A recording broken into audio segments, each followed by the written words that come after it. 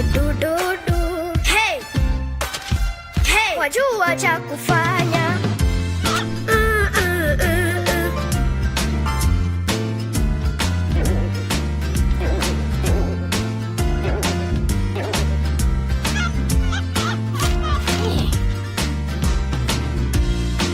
Hey, ndio nataka kunda kitu maalum. Nimeipata, nafikiri najua nachotakiwa kufanya.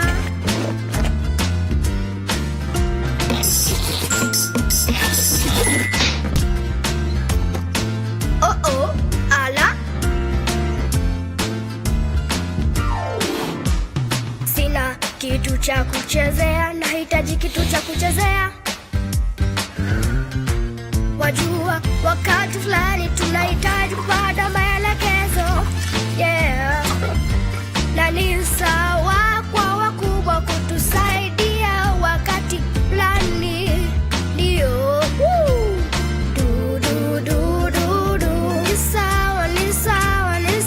Ni sawa kuomba msaada. Nataka kuwa sehemu hii. Tunaunda kitu maalum. Niliwaomba mama na baba wanisaidie kuunda, na hivyo ni sawa. Nahitaji msaada kidogo niweze kucheza. Ni sawa, naweza cheza, ni sawa, naweza cheza sasa. Nahitaji msaada kidogo niweze kucheza. Ni sawa, naweza cheza, ni sawa, naweza cheza sasa. Yeah.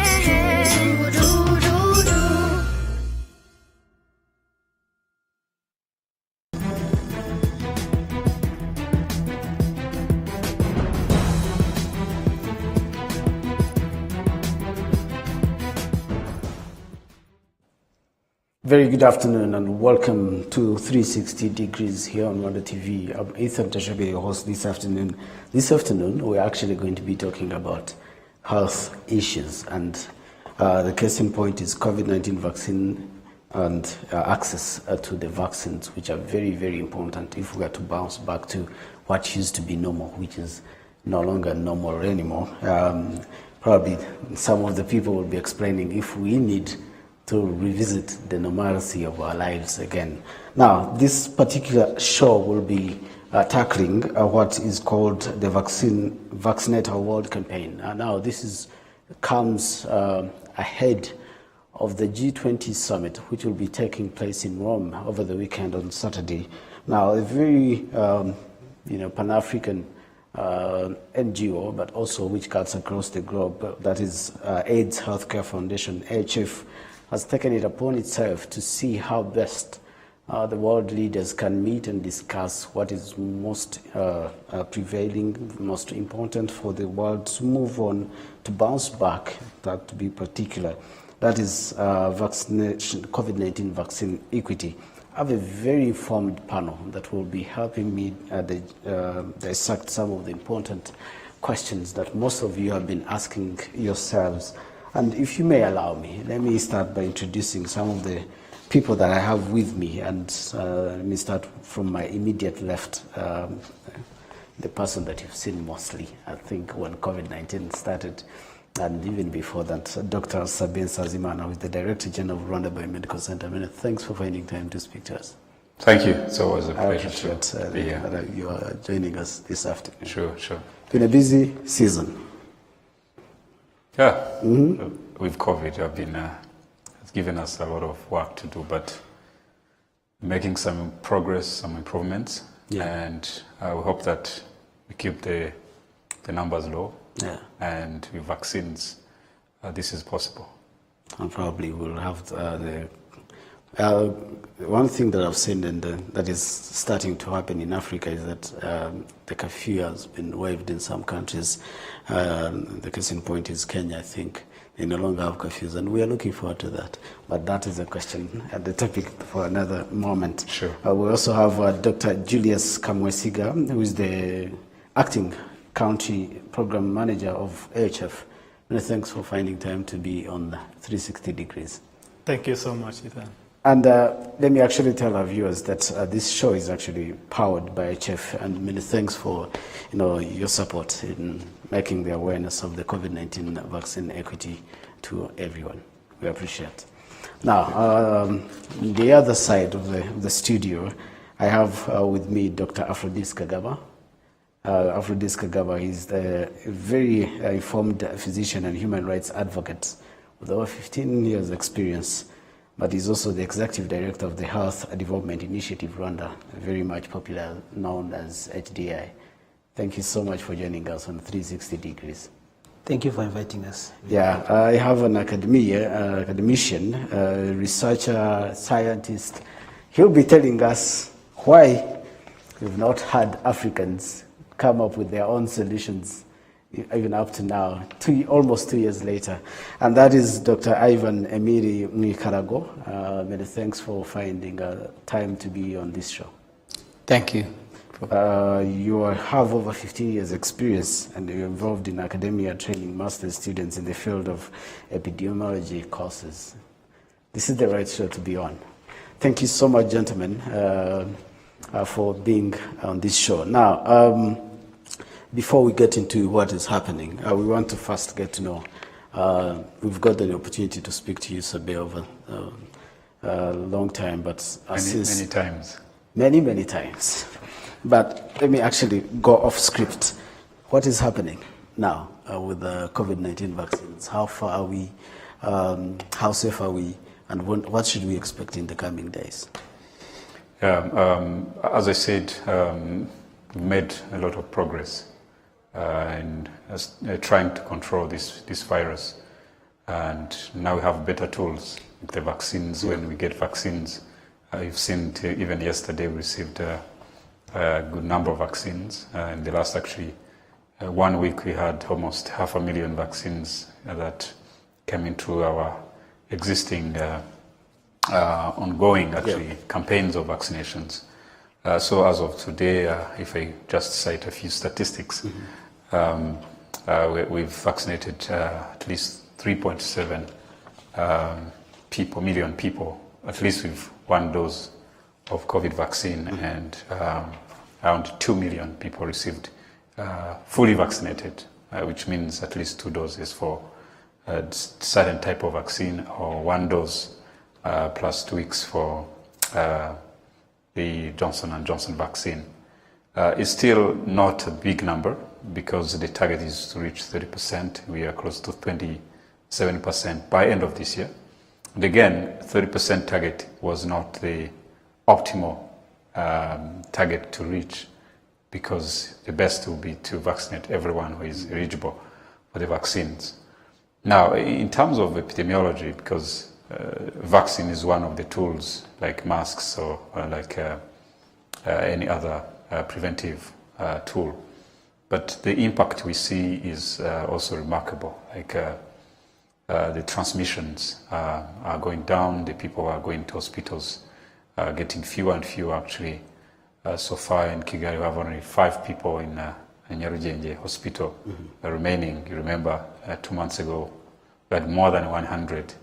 Even all the beds are occupied today. We have more doctors caring for fewer patients, which is always the best ratio you want to see, so the quality of care increases. And it's across the country. We wish that this trend continues as we add more vaccines. And COVID surprises have always been coming, different waves. We don't want to have another wave of infection. And with vaccines it's possible, as I say, but vaccines alone will not make it. So we have to help the vaccines by keeping all the other measures like masks, like social distance, and even making sure we don't expose ourselves through the bars and curfews, everything that you see that reopened. The economy is important, but when the health and the lives of people are at risks, always the economy also is impacted. So, so far so good, but we have to keep it, especially through the festive season, Yeah. so that we start 2022 without a new wave that, like we unfortunately experienced the beginning of this year. We started with a new wave, so we don't want to start another year with another wave, so we have to make it. Yeah. Yeah. Okay. I think at some point I will be wanting to know how far we've gone with the target that we had given ourselves up until June 2022, which was to vaccinate 60%. Yes. If I remember that. Yes. Are we close to that? Are we ahead of the target? If you see the trend, we shall achieve that and even go beyond. And actually 60% was the time we didn't see the arrival of vaccines and a lot of uncertainties. But today, if you see how we're getting vaccines through bilateral, through direct purchase, through donations, you can even project that 60% is changing. We are thinking to even target more ambitiously. Maybe why not 80%? So we are revising actually our plan to make it more and more bigger. Ambition is always like something you may not achieve, but Yeah. we want to make it realistic. Realistic plan is that we may reach beyond 60% by next year. And if we do it this year, it's possible. Today we are 27% Yeah. of adults 18 years and above vaccinated. The target was to reach 30% by December. So now in October we are 27%. So for us, maybe by December we shall even go above 30%, which is a good move forward to even surpass 60% of next year. Yeah. Yeah. Interesting. Good updates. I think we are up to speed, all of us. But I want to bring you in, Dr. Julius. World leaders are meeting over the weekend in the G20 summit. But you think that this is the particular moment to actually remind them of their core responsibilities, which is to ensure that we are all in this together. At some point, we were in this together when we were fighting reducing the numbers, even when the COVID-19 vaccines were not in place. But I think when the vaccines came into place, it was survival for the richest. And there was a lot of nationalizing the vaccines and all that. First of all, I want to know what you as HF are doing to make sure that everyone is reminded of their responsibility, especially the leaders, but also what you think world leaders should be discussing in the G20 summit. Thank you so much, Ethan, and thank you, Dr. Sabi, for important updates. So far, so good in Rwanda, but as the slogan goes, until everyone else is vaccinated, no one is safe. As the G20 summit is coming up in the near few days, the world leaders, especially the G20 countries, are reminded that until everyone is vaccinated, no one is safe. So it's, of course, to avail the vaccine entails so many things. Of course, removing away the hindrances. One of the hindrances is the financing around the vaccine, and those who have more means, maybe it's high time to be reminded that they have a mandate or responsibility to think of those who have less and invest more in making sure that the vaccines are available. And it is a common challenge that calls for a common solution, and from, of course, depending on those who have more, to be more responsible. And still, financing is very important. We target the whole world 100 billion amount of US dollars? dollars to be available, and that means you need to have enough. G20 countries have a mandate to influence, to inject, and to invest in the whole world in availing these needed doses. Also, there is a need to think of the technology sharing and also the knowledge around the vaccine productions. Maybe a few companies that are around the globe that are producing the vaccine are not sufficient enough to produce what is needed. So there is a need to share the technologies, to share the knowledge, to waiver some limitations that are around the production so that the developing countries in Africa, Rwanda inclusive, we are very appreciative of the plans of having a vaccine manufacturing hub in Rwanda and Senegal, as the plans are in South Africa. So there is a need to invest and to put an intentional efforts as one of the reasons why Rwanda has, I think, what the Director General has been telling us, they have been a lot intentional, also around the coordination and the leadership concerns and taking the lead. So there is a need that the world leaders are gathering up. They need to look into those concerns, address them, waiver some restrictions, make sure that the access is to most, at least, if not to everyone. AIDS Healthcare Foundation, which has been on the lead of Vaccinate the World, has been knocking on different doors and different companies that are manufacturing these vaccines. We still think that it is the intention of the AHF, as we have all worked together in the whole world. I think Dr. Sabi from HIV perspective, if it was not a public need that antiretroviral drugs were available, it would not be in the best way interest. So we have learned a lot of lessons as AHF that we need to make an advocacy, we need to make a knock and to remind everyone to see to it that the accessibility of common goods are taken into consideration. So the G20 expectations is that they need to put this on the agenda, vaccinate the world as a common goal, as a common need, as a common thing to have it all. Sure. Now, let me engage in Dr. Aphrodis. If you hear the numbers that we've heard from Dr. Sabe, as someone who is, an activist, health activist, what does this tell you? Looking at where we've come from as a country, but also as a continent, and where we are in fighting COVID-19 vaccines, what kind of picture does it depict to you? Well, thank you so much, Ethan. I think if you look at the numbers in Rwanda, I do believe that the Rwandan story is one of the best in Africa. We are among the few countries that are doing quite well. I mean, listening to the numbers, and I think every week you don't get the numbers, you see that we are progressing quite well. If I see the WHO global target is around 70% by mid-2022. So I have no doubt that being at 27 October, Rwanda is likely to be at that. But if you look at the picture in other African countries, we're doing very bad. Some countries are less than 5%. Some countries haven't even enrolled vaccinations. We have neighboring countries.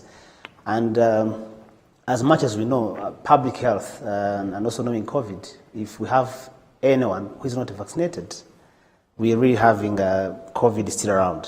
And we've seen that COVID-19 is still around. The longer wait, we are likely to see more mutations, more variants. It's likely to have a huge toll on some of the workforce, like healthcare providers. Just imagine a country that hasn't vaccinated and the healthcare providers have to meet patients. You may find that the longer wait, you may lose frontline workers, we may lose healthcare providers, we may lose other marginalized groups, the elderly, those who are likely to be affected by COVID-19, just because we don't have enough. And I think this G20 is another opportunity to call for countries to ensure that really vaccine equity becomes a reality. Because do you think leaders have done enough so far? I don't think so. I mean, coming from civil society and seeing right, I used to naively believe that the right to health is everyone's commitment. Yeah. But I've seen the wealth countries stocking more than they need. And yet we need really to be investing in vaccine equity, ensuring that everyone, everywhere, all the people have equal access to vaccines. Because if you go beyond 90% towards 100%, you have vaccines that are expiring in some of the countries. We see what's happening globally. I think we really need to change that course of action and ensure that poor countries have access. Pharmaceuticals have really to make some compromises and ensure that we waive the intellectual property protection, which is, so I think we are really hopeful as civil society that this G20 should take further action to ensure that vaccine equity becomes a reality. Organizations like WHO should enforce that. We should expand access. We should allow countries. I'm happy to see what has been happening in Rwanda, in Senegal, that there are some hopes that our countries should start producing vaccines. And I think that's the way to go. And it requires, of course, collective responsibility and high-level commitment from the G20 countries that have the resources. Otherwise, we may have a huge impact on the countries that haven't really gone very far with vaccination. To get there, we will need the role of scientists and researchers. But, Dr. Ivan, do you think, okay, I will not put you on the spot, but I want to know, what has been the challenge of African scientists? What has been your challenge in making sure that we actually get these vaccines that we get? Don't you think our own scientists and researchers have disappointed us? I mean, the African context, not you. Thank you. On this COVID-19, the biggest challenge actually has been knowledge sharing and skills transfer. The academia world has been that you always have got to get the genomic data to make sure you understand the nature of the virus and how the transmissibility works, and so that you can be able to manufacture the vaccine so fast, so good that the messenger RNA has come into force, and the vaccine came actually earlier than was expected.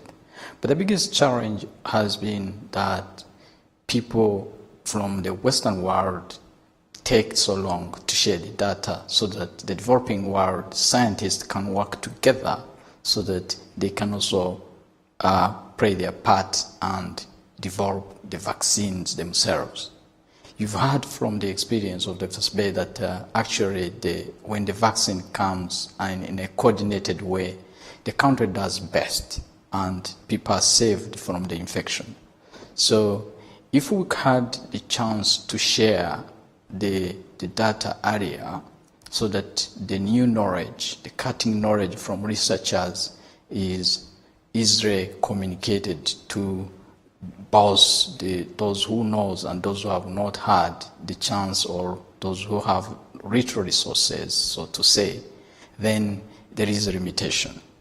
Working along the clock to make sure that there is a conducive environment to have educative and knowledge sharing, and making sure the capacity is built across the globe makes it very feasible and overcomes the challenges of the scientists and the resources at the same time.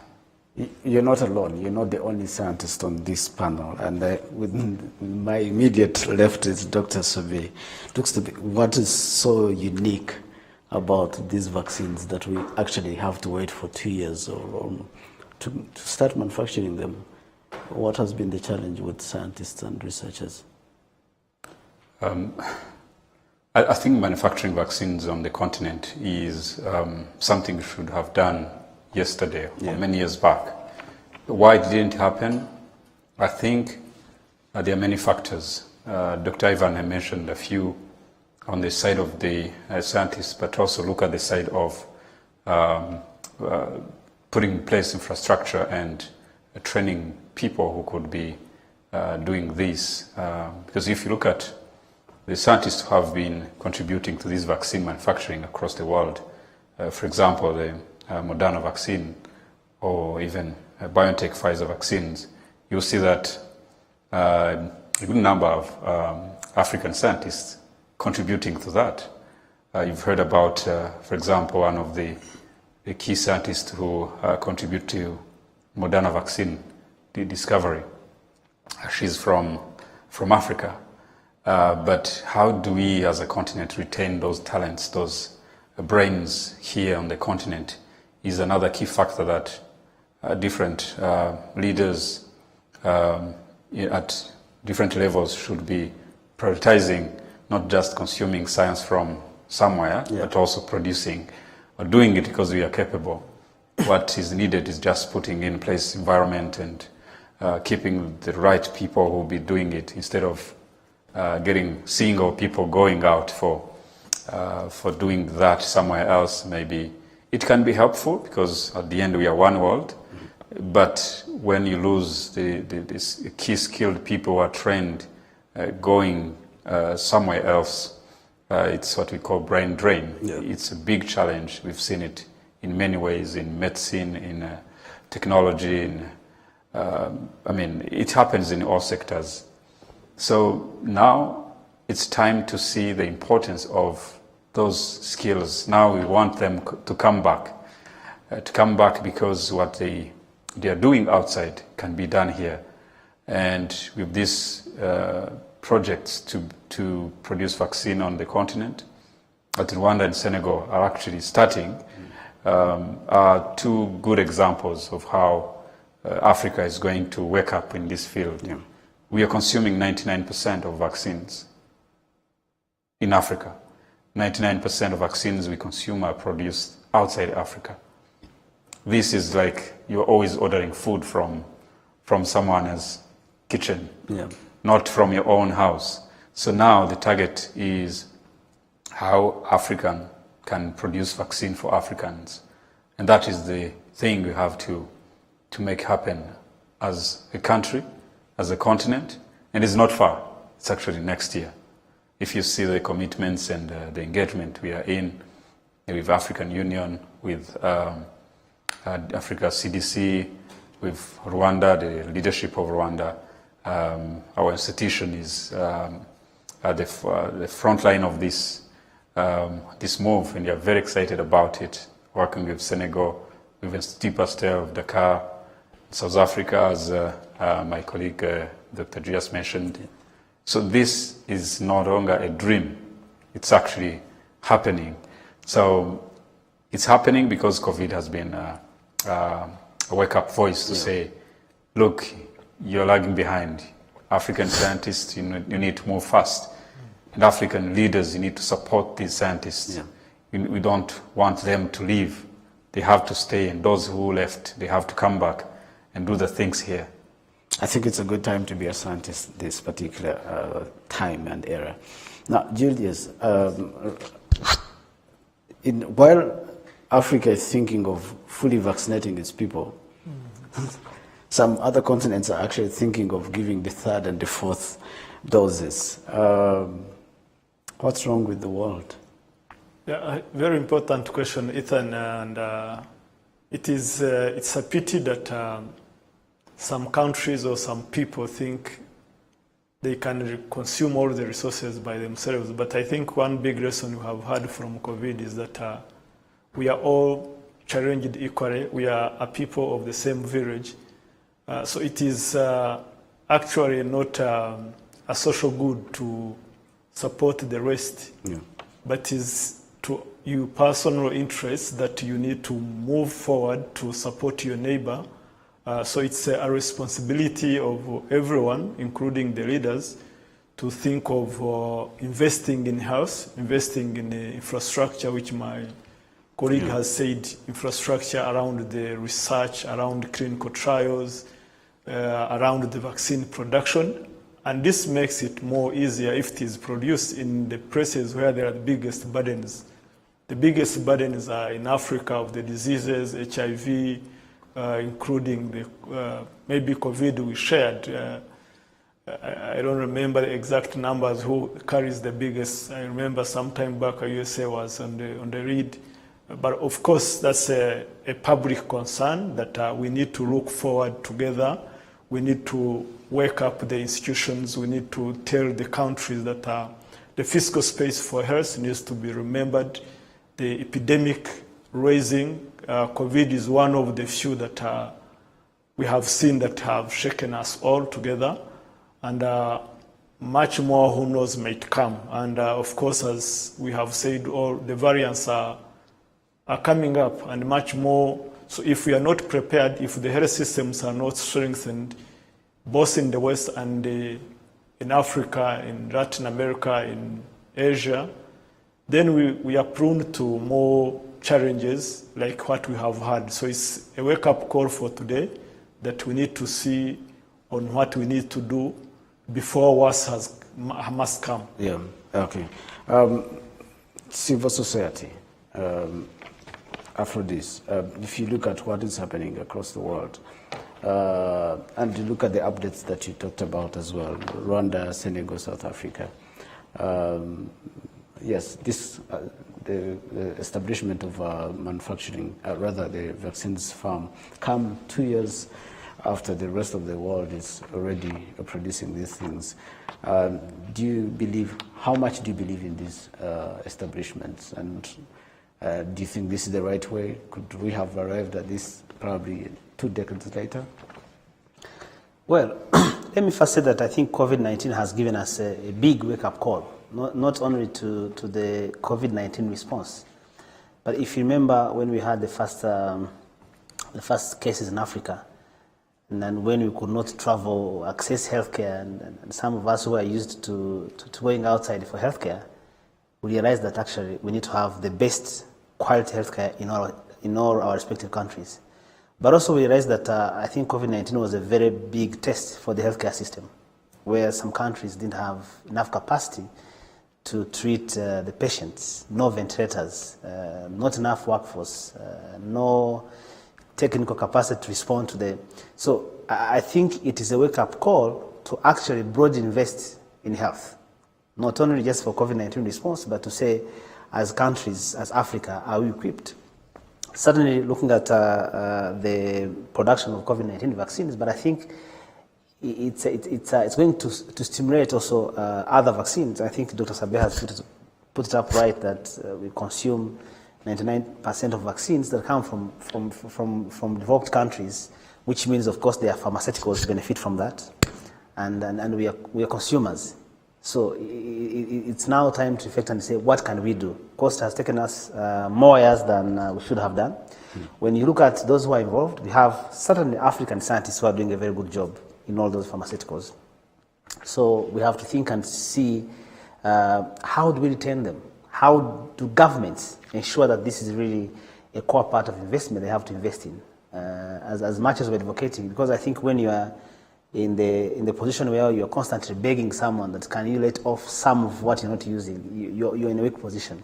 But I think COVID-19 should awaken us, should sensitize us that we need really to have very robust strategies to invest in health, to train our workforce, to start local production. You don't need every African country to have a vaccine plant. But if we had some of the countries doing it, it could be, at African Union, it could be, we're a very big market. And I think that would give us some leverage to negotiate. Or we probably need, every country to have their vaccine facility. The many they are, the safer we are. Yeah, yes. But sometimes when you look at the cost, the market, there are so many considerations that you have to do for sustainability. So you can even specialize and say if this country takes up this takes up this, because you have to look at because you may end up having very many the technology that you need. So certainly if we can have many countries producing, so we need to be very good. We need to see more investment in health. But today we are very much concerned that we need to step up the advocacy work, because these vaccines are there. Usually the initial investment is always very costly. But if they were to waive the intellectual property protection, the cost of production is now more affordable, because I think the pricing involves all the scientific investment, all the research, and then the cost becomes very expensive. Now, rich countries have gone to a level where they're saying, oh, let's stop more than we need. But this is selfish. This does not reflect the usual conversation we've had of equality, human rights, right to health. And I think we need to step up the work that AHF is doing. We are hoping that, I know our president is part of the global leaders who are doing this advocacy. We are behind him, and our call is to say you have our message to push for this genuine human rights reflection, to say we have some of this. How do we ensure that we expand access we train, we transfer technology to ensure protection. Today we're talking about COVID-19, but also in the future we may have other pandemics. And I think now we need to have comprehensive response mechanisms where, as countries, we can be able to protect our citizens without necessarily relying on the support or the charity from the developed countries. Dr. Ivan seems to be agreeing with you on the intellectual property and sharing knowledge. But do we have to wait for someone to share knowledge? Can't we do it ourselves as African scientists? Perfect. I think you are right in one way, and it is actually very important to have the patent, but when it comes to pandemic, global problem, I think it is of scientific interest to waive off the patents and make sure that the knowledge is and technology is shared so that more developments of unfolding the unknowns scientifically is done on real time. The essence is don't sit and wait. Yes, the Africans also have got to work very hard and develop their own vaccines and protect their people. It would be very unreal if you just wait for the Western world to say they are caring about the dying child in Africa, when actually the pandemic is cutting across everyone with a cake that is not sufficient enough. So patency is just one thing to waive, and the technology that is available so that the research can be carried out so fast as you have a pool of trained personnel that can be able to engage in the production capacity.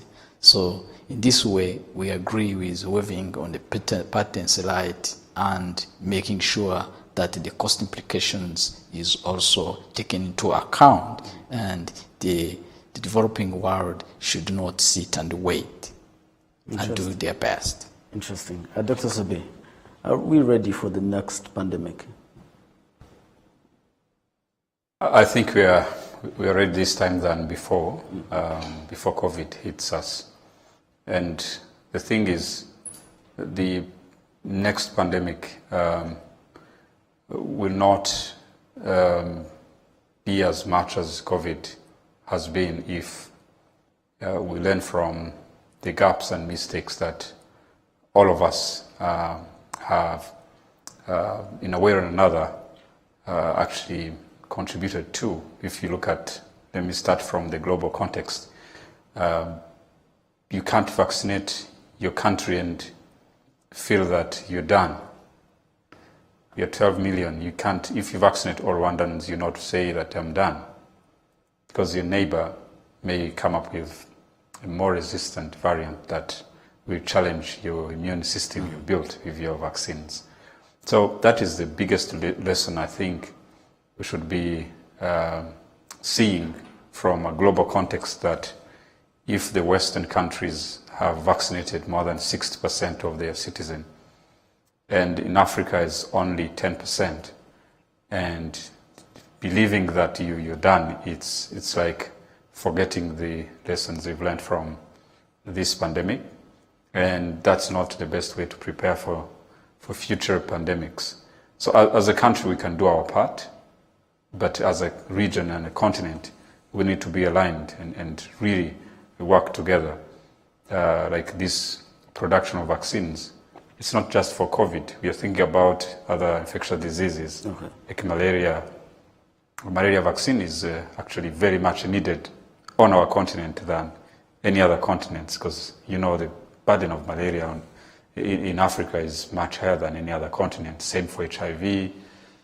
You know that there are also projects on HIV vaccine, tuberculosis the same. So this initiative of producing vaccine here in Africa, in Rwanda in particular, is actually opening a door for our scientists even to think beyond these 2 or 3 diseases and see also how we can stop other burden of disease that we see, like cancer, like other digestive or non-communicable diseases that we can treat using vaccines or other technologies that were actually unveiled during this pandemic, like monoclonal antibodies that you put together a cocktail of antibodies to use as a treatment. So I think we, as scientists, we see more and more opportunities that we got from COVID challenges to even adapt better when a next pandemic is coming. Yeah. Like vaccine, Dr. Ivan mentioned, vaccine production or discovery for COVID took exactly 9 months. Before, we all knew that vaccine discovery takes 10 years. 5 to 10 years. 5 to 10 years. Yeah. Even there are 40 years in HIV, you haven't got any vaccine. Now, we can believe that there will be a vaccine for this HIV, and there will be a vaccine for malaria, there will be a vaccine for TB, there will be a vaccine for different types of cancers. So I think it's a great eye-opener momentum, although COVID hits us, but it has also helped us to believe, wow, we can achieve these things. So, I mean, we should keep these lessons, but also the momentum, the speed of doing things, the value of time, the cost that goes onto fixing things because we have not done what we should be doing first, like dealing with consequences. Unfortunately, people forget so quickly. Yeah, I know the civil society would want to. I want to engage you on what you leaders need to do to make sure that we are ready for the next pandemic. Sure. But I think we all agree that we want to know exactly what this farm is going to deliver coming next. So, if you could tell us more about the partnership between biotech and Rwanda-Senegal governments. What should we specifically expect from these? Just COVID-19 vaccines? Are you exploring more on what to produce? It's actually beyond that. The partnership is to produce mRNA vaccines. What is mRNA? mRNA. For a layman person who did history and geography. Okay, interesting. That is also important. Yeah. Yeah.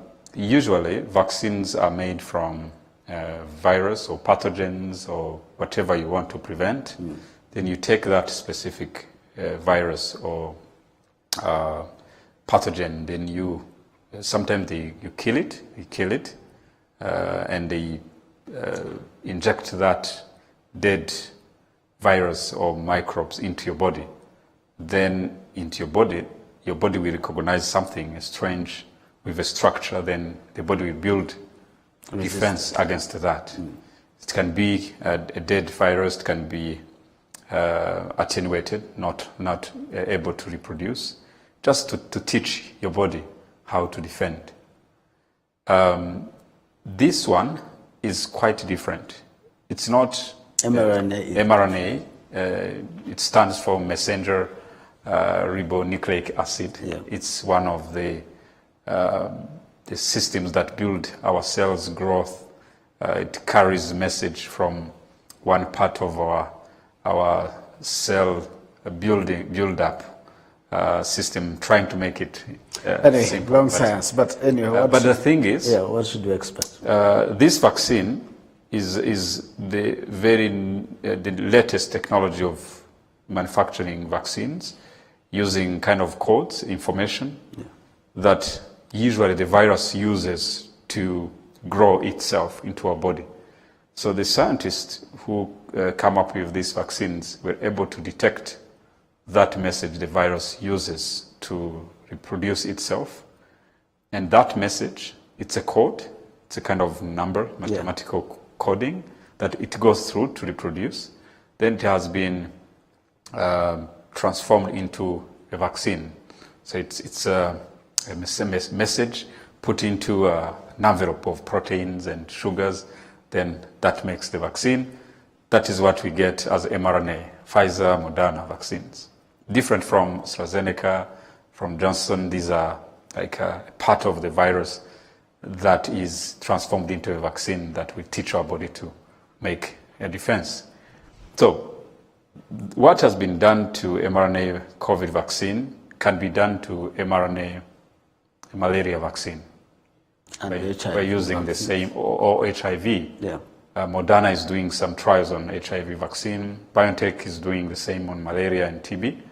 And this is where our partnership is actually building up, because we are gaining not only the manufacturing capacity here, but also we are gaining scientifically by working with those other scientists from Germany on how to make actually these vaccines. So they bring the key production units here next year, and they will work with our scientists and our engineers together over a period of 2 years. Yeah. Then after 2 years, they will be handing over this technology and capacity to our local teams that will be trained all along this period. So the start is on malaria, tuberculosis, and COVID vaccines, but we may also see on other vaccines that can be produced using the same technology or any other technology. We are not close to one technology, Yeah. but it's something really starting to opening up many other scientific explorations. We agree that we needed that information to progress. So now that we've had that, I want you to put our leaders, starting with Sabe, Yes. but also the people who are actually going to be in Rome over the weekend. What do we need to be ready for the next pandemic? I think importantly is the health system strengthening, supporting the clinical trials that have challenges around the implementation, and also importantly looking at the communities utilizing the product, the vaccine, and the rest of the medicine that would be produced out of this investment. Sometimes also we say leaders, let them do this and that, but utilization is on the part of the community as well. Where we are lucky that our utilization rate as a country is high, but not everybody. There is a lot of superstitions around the vaccine utilization in different people, in different communities and societies, both developed and less developed.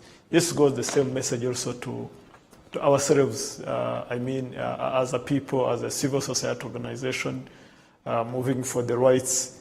We also have a role to play, as a people, to utilize what is available, to participate, to fight for our rights, to raise our voices, and to take a part in looking for the solutions to ourselves. But the G20 countries definitely, we know, have a big influence in terms of both countries, other countries, taking decisions, taking political will, taking the coordination, and as well as also financing the investments. So we are trying to say that in the G20 summit that is the near future, that let the world leaders look this into a big consideration of investing more money and also making the best influences to support the public health against COVID, against Ebola,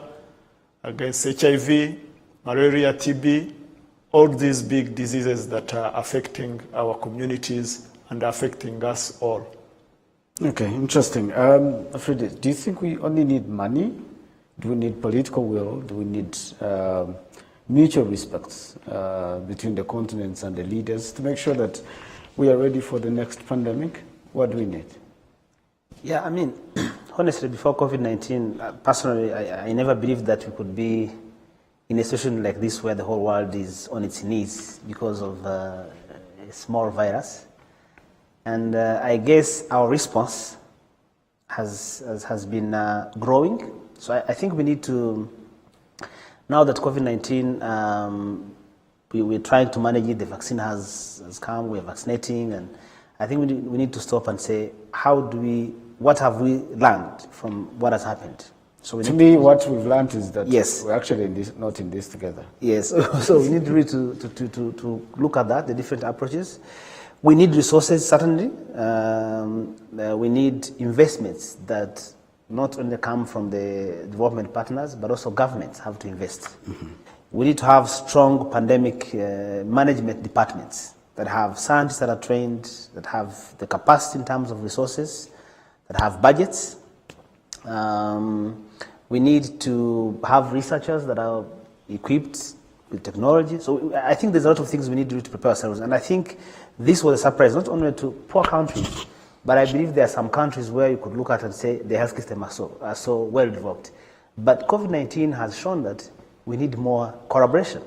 I mean, a virus that comes from one small city in China, just in a few days, it has put the whole world in lockdown. So it has also shown that you cannot really be protective of your environment in public health. You really need to be concerned of what is happening in your neighborhood, what is happening everywhere, so that you have protective mechanisms that are shared. You may have the best response team in one country, but if you don't have it in other countries, it won't help so much. So we need really to improve communication. There was a lot of lack of transparency on the disease. I mean, people looking at it as the normal virus, not sharing data. So there's a lot of collaboration that needs to happen globally. And I think we need to put in place all the measures to ensure that we are, for the next pandemic, we are ready and willing to collaborate to ensure that we have a more coordinated response. But coming back to African countries, I really think that we need to think about investment in our healthcare system. Okay. Human resources, infrastructure, everything, including having infectious hospitals that are really well prepared to manage this kind of pandemics. Gentlemen, I'm told we have 3 minutes, so we are 4 people. I don't know how we're going to do this, but Dr. Sube, and this is actually the same question to all of you, including Dr. Ivan. If you are the panel with these world leaders, but I think I'm not going to ask you the world leaders. If you are the panel with these companies that are producing COVID-19 vaccines, in one sentence, what would you tell them? That's interesting. They're business people. Yeah. And me, I'm a doctor. I want to have the tools to okay, save the policy lives. makers, So, perhaps? I mean, I would just say saving lives before saving money. It's important. What would you, if you had now attended the G20 summit and you're there and they tell you what you're going to say is what actually going to be the action going forward, what do you just say? A huge investment in vaccine production around Africa and the rest of the countries, not concentrated in one area. Health system strengthening as before the pandemic steps in are the main areas that I would put a lot of emphasis in. Dr. Alex, if you met these scientists who have produced whatever they have produced and that we need now, and the leaders who are making the policies of technology sharing and all that, what would you tell them in one sentence? Vaccine equity is in everyone's interest. It's everyone's best interest. Vaccine equity. Alex, your take? Your take? Yeah, my take would be avail technology and avail the funds and increase production of the vaccine. The people need the vaccine. When the people are there, they need to work and produce the vaccine. And don't cling on only a vaccine for COVID. Go beyond. Talk about HIV, talk about malaria, and even don't forget about cancer. The world is a human capital and the capital for the whole world. Get united and let's prevent and save life. Can I interrupt 1 minute? Please. Ethan, maybe one thing that we are lucky that some African countries or country leaders are participating in this G20 summit, including our president, President Kagame, yes, a global influencer, and South Africa as a G20 country.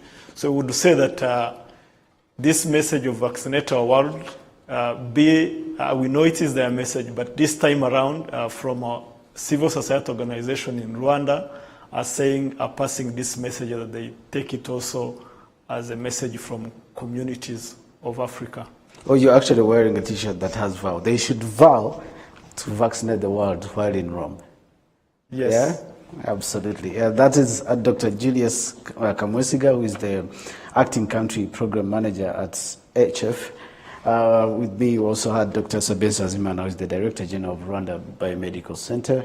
We also had Dr. Aphrodis Kagaba, who is the Executive Director of the Health Development Initiative, Rwanda, HDI. Also had an informed academia, who is Dr. Ivan Emir Mwikarago. Is that the right pronunciation? Yes, please. I want to thank you so much, gentlemen, for finding time to be on this 360 Degrees program and sharing your knowledge. We wanted to know the latest on the COVID-19 vaccine manufacturing plant, but also we want to know how the leaders can vow to vaccinate our world. VOW is actually the abbreviation of Vaccinate Our World. Yes. So they have to vow to do that. I want to thank you so much, my production team, and I want to thank HF for partnering with the Rwanda Broadcasting Agency to make sure that you get to know what we've gotten to know this very afternoon. We want to thank you for the partnership and the support you've offered. Until next time, I'm Ethan Tashabia. Bye for now.